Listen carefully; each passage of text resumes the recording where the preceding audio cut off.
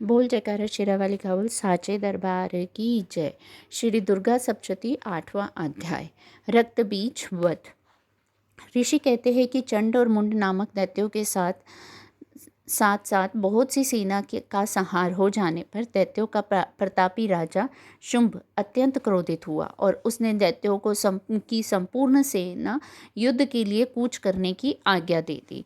और वह बोला कि आज अधायुध नामक 86 दैत्य सेनापति अपनी सारी सेनाओं के साथ युद्ध के लिए प्रस्थान करें तथा जितने भी वीर्य हैं वे भी अपनी अपनी वीर्य मौर्य और कालक असुर भी मेरी आज्ञा से तुरंत प्रस्थान करें। भयंकर शासन करने वाला दैत्यराज शुंभ इस प्रकार आज्ञा देकर स्वयं भी सहस्त्र सेनाओं के साथ शुंभ के लिए चला और दैत्यों को इस भयंकर सेना को अपनी दे चंडिका ने अपनी धनुष की टंकार से पृथ्वी और आकाश के मध्य में भाग को गुंजायमान किया। हे राजन, उस समय देवी के सिंह ने भी बड़ी भारी गर्जना की और फिर अंबिका ने घंटा बजाकर उस गर्जना को और भी बढ़ा दिया। मनुष्य की धनुष की टंकोर, सिंह की गर्जना एवं घंटे की ध्वनि संपूर्ण दिशाओं में गूंज उठी। उस भयंकर शब्द से काली ने अपने विकराल मुख को भी फैलाया और जिससे वे विजयनी हुई। उस शब्द को सुनकर दैत्य सेना ने चारों ओर से आकर चंडिका देवी, सिंह तथा काली देवी को क्रोधपूर्वक घेर लिया। हे राजन, उसी समय असुरों ने विनाश तथा देवताओं के उत्थान के लिए ब्रह्मा, शिव, कार्तिकेय, विष्णु तथा इंद्र आदि देवों की शक्तियों को, जो अत्यंत पराक्रम और बल से संपन्न थी, उनके शरीर से निकलकर उन्हीं के रूप में चंडिका देवी के पास गई। जिस देवता का जो रूप जैसे भूषण तथा वाहन है, उन्हीं दो वस्तुओं से संपन्न होकर वह देव शक्तियां असुरों से युद्ध के लिए आई। सबसे पहले ब्राह्मणी, जो हंस युक्त विमान पर बैठी अक्षसूत्र तथा कमंडल से सुशोभित थी, उपस्थित हुई। महेश्वर की शक्ति माहेश्वरी वृषभ पर विराजमान, हाथों में सुंदर त्रिशूल, वह महासर्पों के कंगन पहने हुए, मस्तक पर चंद्रम रेखा से विभूषित हो गए वहां पहुंची। कार्तिकेय जी की शक्ति गुह रूपिणी कौमारी अंबिका उन्हीं का रूप धारण किए सुंदर मोर पर आरूढ़, हाथ में शक्ति लिए दैत्यों से युद्ध करने के लिए आई। इसी प्रकार विष्णु की शक्ति वैष्णवी गरुड़ पर सवार होकर आई। शंख, चक्र, गदा और शांग, धनुष साथ खड़ग हाथ में लिए वहां आई।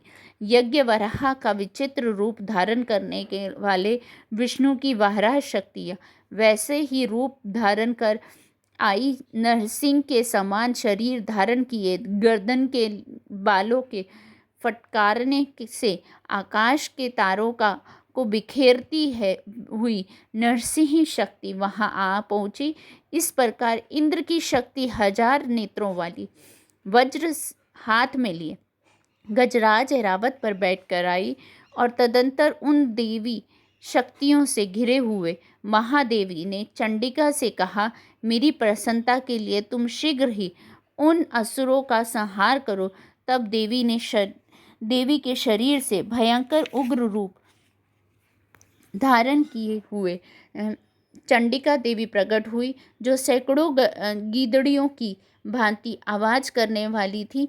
इस अपराजिता देवी ने धूमिल जटा वाले महादेव जी से कहा, भगवान, आप शुंभ निशुंभ के पास दूत बनकर जाइए और अति घमंडी शुंभ और निशुंभ तथा अन्य असुर जो युद्ध करने के लिए वहां उपस्थित हुए हैं, उनसे कहना कि हे असुर, यदि तुम जीवित रहना चाहते हो तो पाताल लोक का को लौट जाओ। इंद्र को तीनों लोक का राज्य मिल जाए और देवता यज्ञ भाग का उपभोग करें। यदि तुम अपने बल का अभिमान हो तो युद्ध की अभिलाषा हो तो आ जाओ।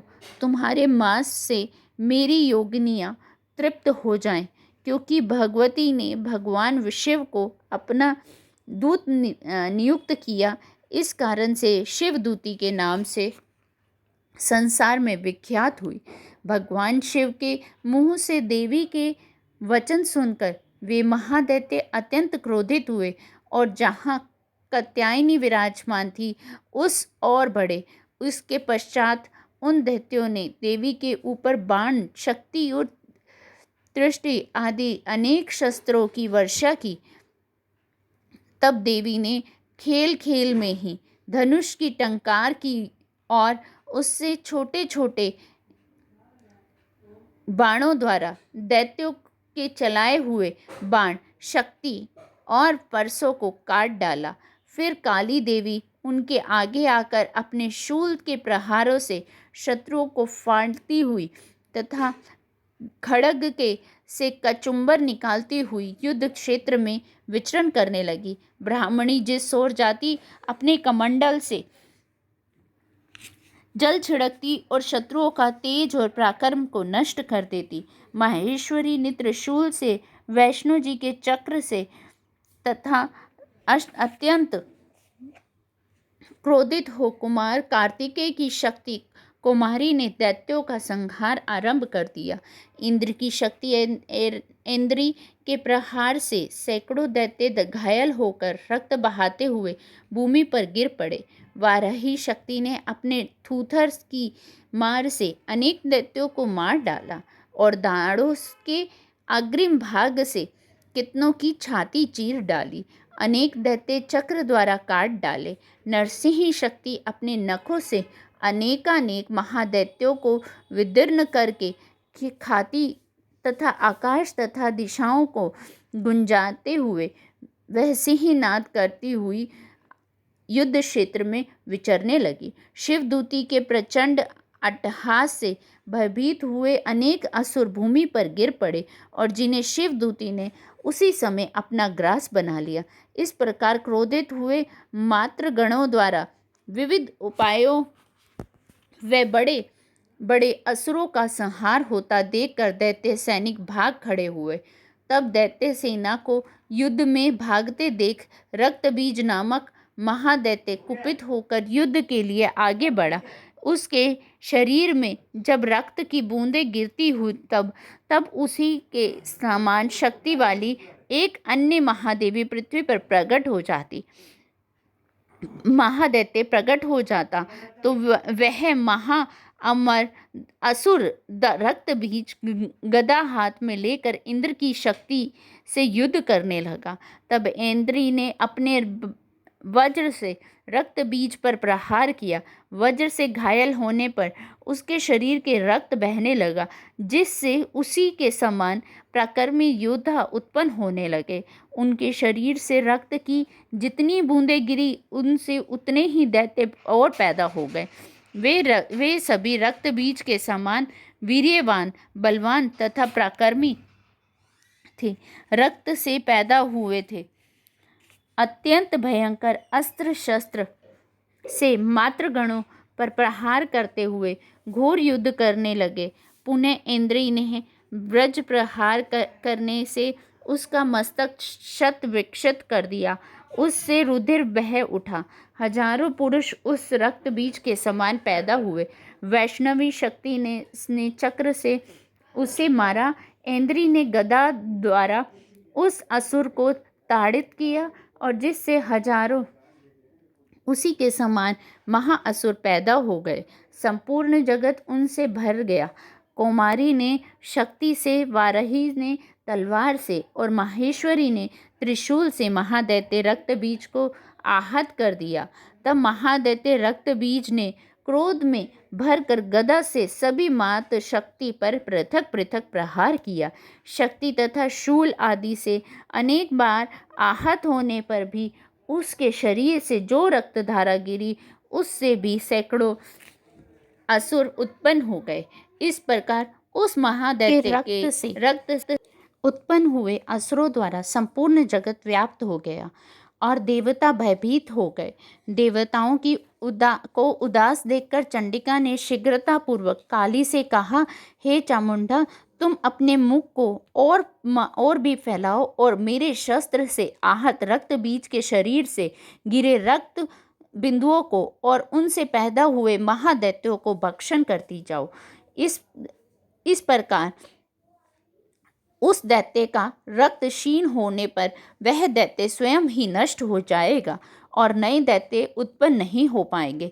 इस प्रकार कहकर चंडिका ने अपने शूल से रक्त बीज को मारा और काली ने अपने मुख में उसका रक्त ले लिया। तब उसने चंडिका पर गदा से प्रहार किया, परंतु उस गदा से देवी को जरा भी आघात नहीं पहुंचा। रक्त बीज के आघात शरीर से जितना रक्त गिरा, चामुंडा ने उसे अपने मुंह में ले लिया। रक्त गिरने से काली के मुंह में जितने महादैत्य उत्पन्न हुए उन्हें भी उन्होंने चबाकर उनका रक्त पी लिया। तब देवी ने वज्र, बाण, खड्ग तथा दृष्टि आदि से रक्त बीज को मार डाला और हे राजन, इस प्रकार शास्त्रों से आहत हुआ महादैत्य रक्त बीज रक्तहीन होकर पृथ्वी पर गिर पड़ा। हे नरेश्वर, इससे देवता अत्यंत प्रसन्न हुए और मातृगण उसके रुधिर पान के मध्य से उन्मत्त होकर नृत्य करने लगे। इस प्रकार श्री मार्कंडेय पुराण में स्वर्णिक मनवंतर की कथा के अंतर्गत देवी महात्म्य में रक्त बीज वध अध्याय संपूर्ण, 8वां अध्याय संपूर्ण। जय माता दी, बोल साचे दरबार की जय। अगर आपको मेरा चैनल पसंद आया हो तो please like, share and subscribe. धन्यवाद।